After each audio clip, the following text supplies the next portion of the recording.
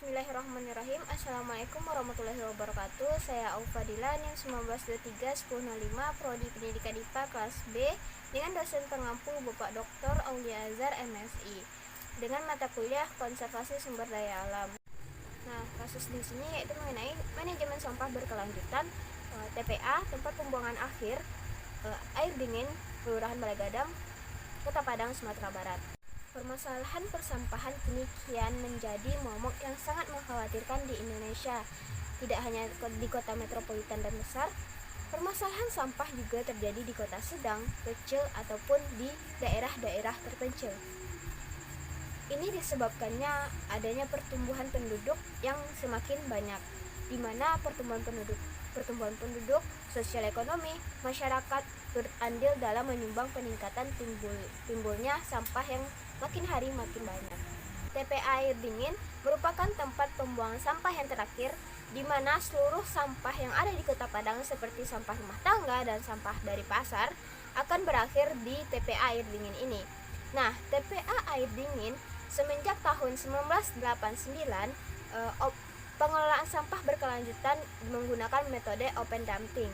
Nah, open dumping ini sendiri merupakan metode di mana sampah dibuang di TPA tanpa adanya proses berkelanjutan. Pada tahun 1993, pemerintah ingin mengganti metode pengelolaan sampah di TPA air dingin, di mana metode yang dilakukan dengan cara sanitary landfill sampai tahun 2015. Namun, kenyataannya hingga tahun sekarang ini, TPA air dingin masih menggunakan metode open dumping, yaitu tidak adanya berkelanjutan sampah setelah berakhir di TPA. Tidak adanya pengolahan sampah berkelanjutan di TPA air dingin membuat warga setempat bertempatan tinggal di area tersebut menjadi resah, di mana warga setempat juga mengatakan bahwa sampah yang dibongkar tidak diratakan ke semua lahan TPA air dingin, melainkan hanya pada bagian depannya saja, di mana bapak-bapak yang membawa mobil sampah tersebut hanya membuang sampai di depan gerbang lahan TPA tersebut. Sementara lahan bagian belakang TPA masih banyak yang kosong, ujar dari warga setempat.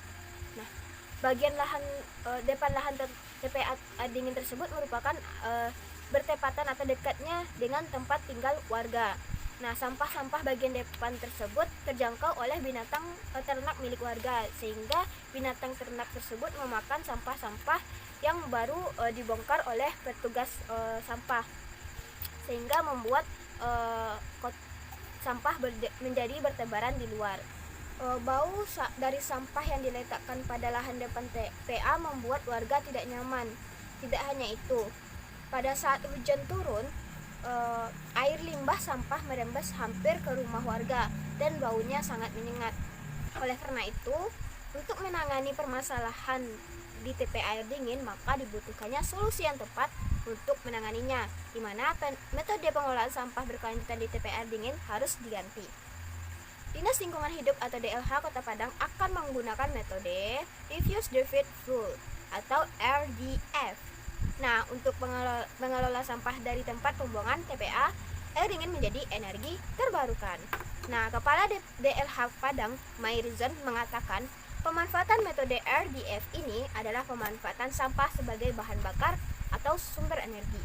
Nantinya bahan bakar hasil olahan RDF ini akan dimanfaatkan oleh PT Semen Padang dan PLTU Teluk Sirih. Nah, RDF ini merupakan pengelolaan sampah, di mana sampah ini menjadi bahan bakar dan dapat digunakan sebagai energi terbarukan dengan cara tahap pencacahan dan pengeringan. Itu tadi solusi yang dapat digunakan untuk menangani permasalahan yang ada di TPA air dingin.